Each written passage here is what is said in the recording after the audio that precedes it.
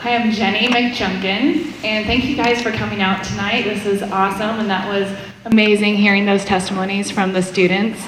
I found Chi Alpha as a student and ended up spending 12 years with Chi Alpha, worked on staff, was a campus pastor in Montana and Wyoming. So that's kind of my background, very familiar with Chi Alpha. And so I'm just excited, and this is a real honor and privilege for me to share a little bit more about Chi Alpha with you guys tonight.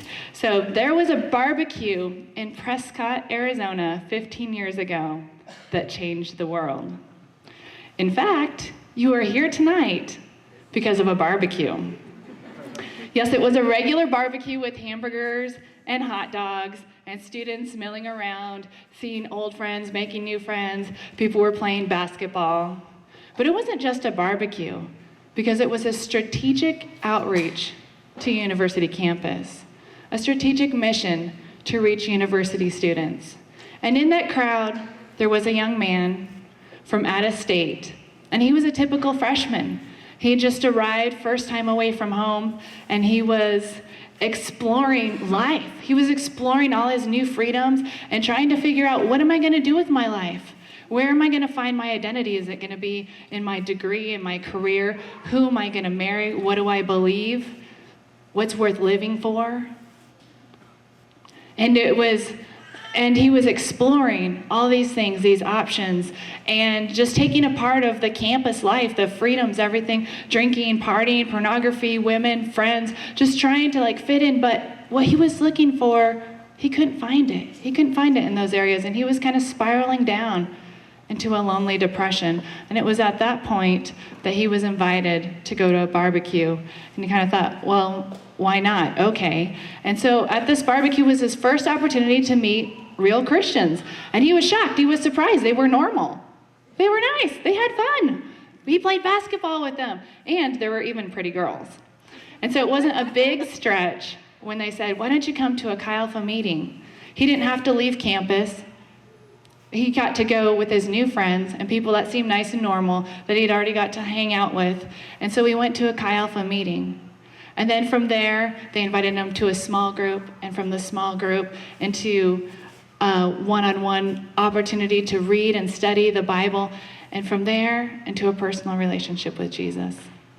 And that changed everything. That was a turning point in his life, because suddenly he was filled with a passion for living. He knew he had a purpose. He knew what he was created for.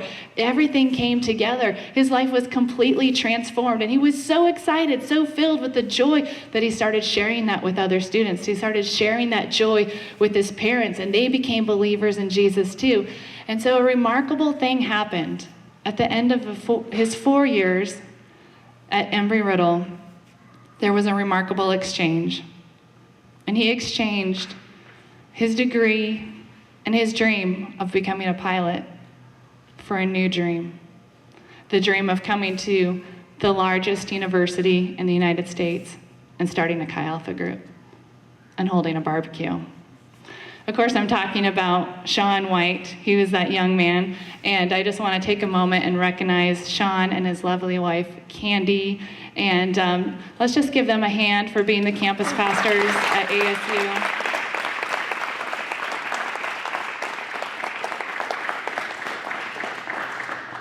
They have been at ASU now for 11 years, and Candy was the first to arrive, and there was no Chi Alpha at ASU. And they said there needs to be one here, and they had a passion in their heart to share Jesus with other students.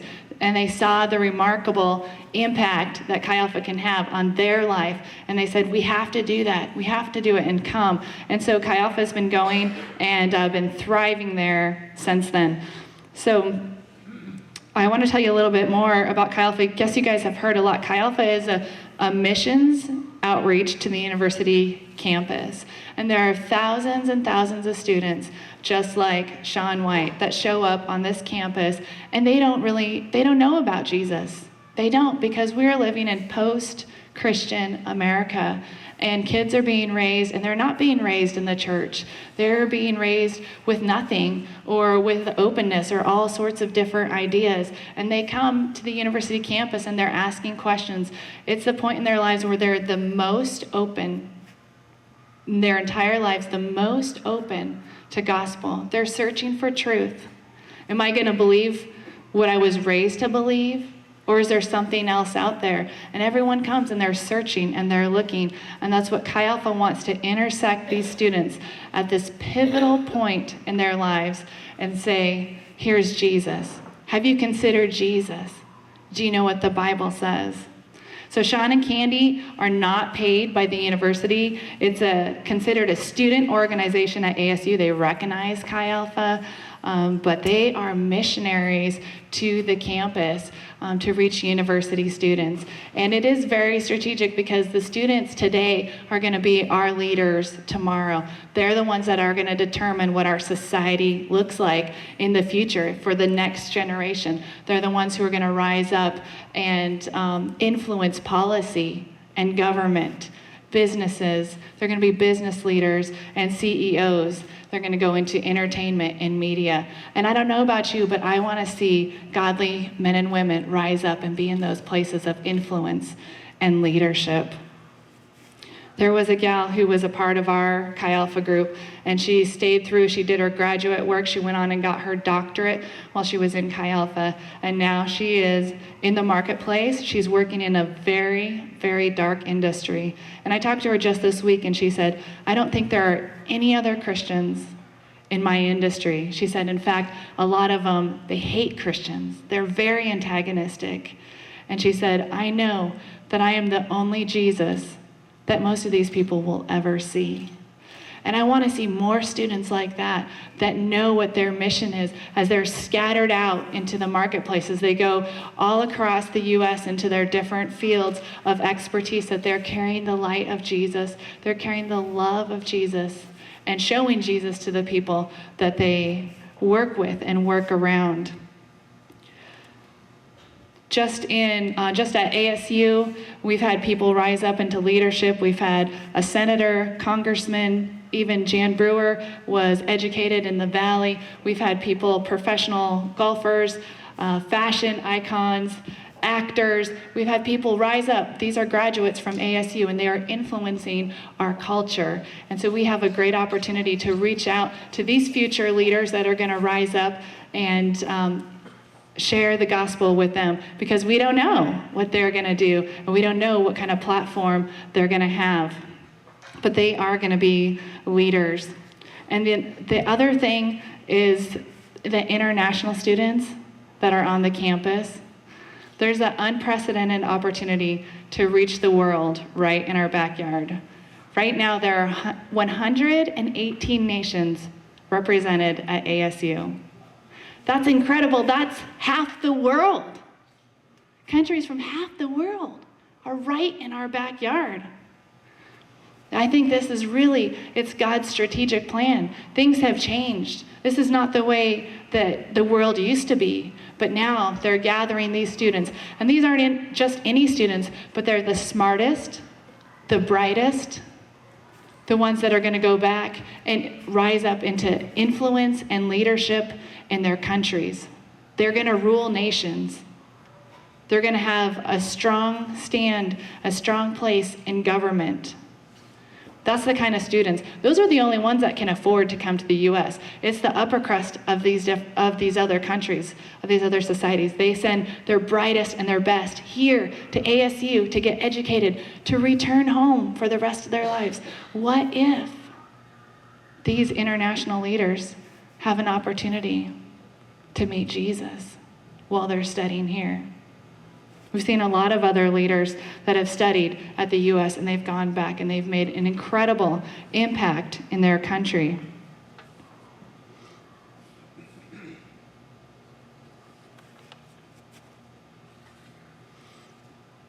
There are students from countries that are completely closed to the gospel, where we don't have any missionaries.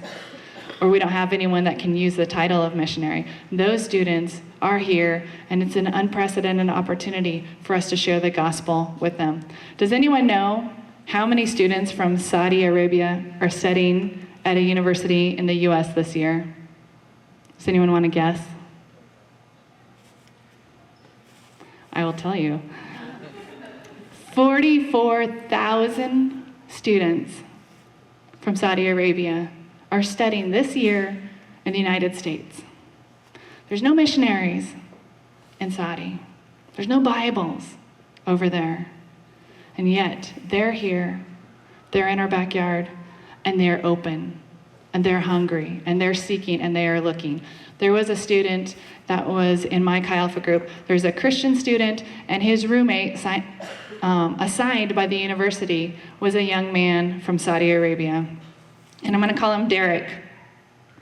And the first time I met Derek was at our back-to-school barbecue because he was invited by his roommate. He didn't know anyone, brand new to the country. So he came, and I met him, and then he was invited to Chi Alpha meetings, and he came, and then one night he asked, "Hey, do you have a Bible? I'd really like to read the Bible."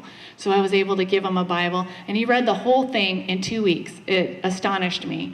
And he studied the Bible, and we discussed the Bible, and he was so interested and so intrigued with it. But I'll never forget one night when he came up to me after a Chi Alpha meeting, and he gave it back to me. And he said, "Here, Jenny, I have to give this back to you because I'm going home this summer. And if I have this with me, I'll be killed."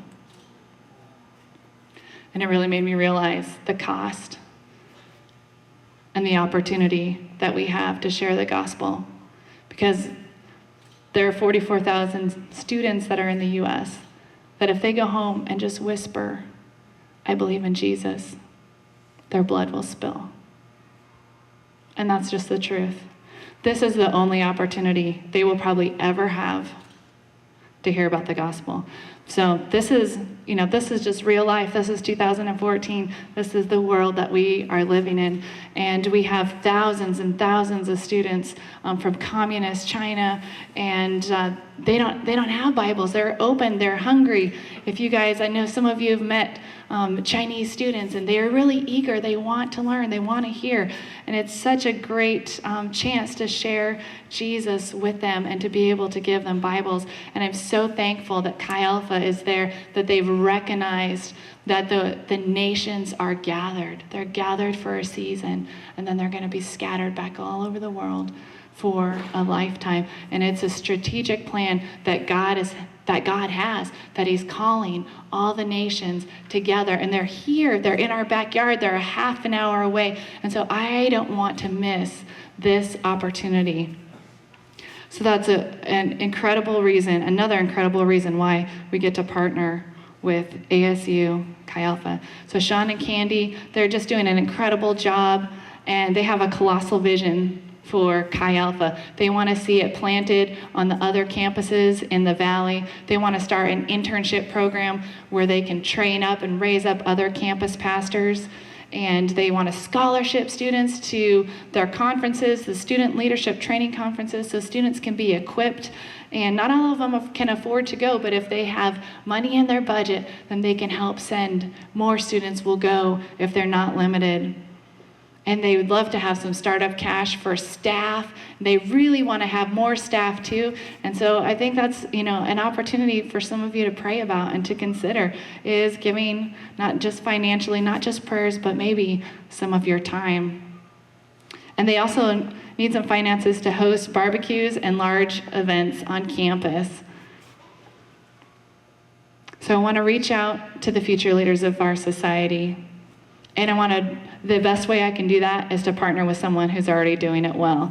And so that's why I have partnered with Sean and Candy White since the day I arrived in Arizona, and it's just been amazing and incredible to see the fruit in their ministry. They have just ministered to thousands of people have been able to hear about Jesus through the work that they've done in the past 10 years, because they've shared with a handful of people, and then they've taught them how to share with some others. and they've taught them how to share with some others. And so they're not just reaching a small group, but they're discipling them and teaching them and sending them out. They're reaching other students. The students are being equipped to share with their roommates, their classmates, their friends, with international students, and then being launched out, commissioned out into the marketplace, into their unique areas of expertise that they're going to be working in. They've taken mission trips to South Africa, to Macedonia. They've touched people there, lives there. And all of us are here tonight, like I said earlier, because someone's been impacted by Chi Alpha. Someone told you, someone's heard a story, and you are here. So this is just a small picture of the lives that have been touched through Sean and Candy and their ministry at ASU Chi Alpha. So I'm gonna close in a minute, but I have one last story for you, and a little treat. In the 1700s, there was a man known as Count Zinzendorf, and he saw a painting, and it was a painting that changed history, and it impacted his life. And so I have a replica of a painting that was painted in the 1600s, and that helped inspire Count Zinzendorf to start what is known as the Moravian missions movement. So here is the painting, and this is called Behold the Man, and it's Jesus right after he had been condemned to be crucified. I'm just going to shine, I guess there's good light on here. I'm just going to shine a little bit more because of the time period that it was done in. It was pretty dark. But right after he was condemned to die, when they put the crown of thorns on his head and they put the robe, scarlet robe on him and a reed in his hand, and they mocked him and they spit on him and they hit him and then they led him away to be crucified. That is the painting that stopped this man, Count Zinzendorf, in his tracks. And on the original one, in the bottom in Latin, it says, "This I have suffered for you. What will you do for me?" And that question really made him think, what will I do? What will I really do for Jesus? And he took that call seriously, and he went back and he founded the Moravian Church and the Moravian Mission, and they sent hundreds and hundreds of missionaries out. They were the first ones to go into all of the world, and they met severe persecution and hardship. The missionaries were murdered. They died of diseases. It was extremely, extremely difficult. The first 22 of the 29 missionaries that they sent out died. But they didn't give up. They kept going, and they eventually saw fruit, and they were able to baptize thousands and thousands of people. But it was so incredibly inspiring when you just think about Jesus and take a look and answer that question. That's what Count Zinzendorf did, and that's been an inspiration for me. These missionaries, they were so passionate to share the love of Christ that they were willing. Some of them, they knew that they weren't going to come back. They had to leave everything. It says that some of them packed their belongings in coffins because they knew they would never return. It was going to cost them their life. It was going to cost them everything to reach the world. And this is what they did. You can read about it. It's amazing, and it's inspiring to me. And so I hope that tonight that it will inspire you guys like it has inspired me. And I'm just like you, and it's easy to just go to Starbucks and go out to eat and go shopping, and sometimes just not think about the other people in the world, and just live my comfortable life. And that's one reason why I have this painting up in my home, to remind me of the cost, what Jesus paid for me and what he did for you, because he loves us. He loves us so much, and he wants us to just share that love with other people. And so I want to ask you tonight the same question that was written on this painting. What will you do for him?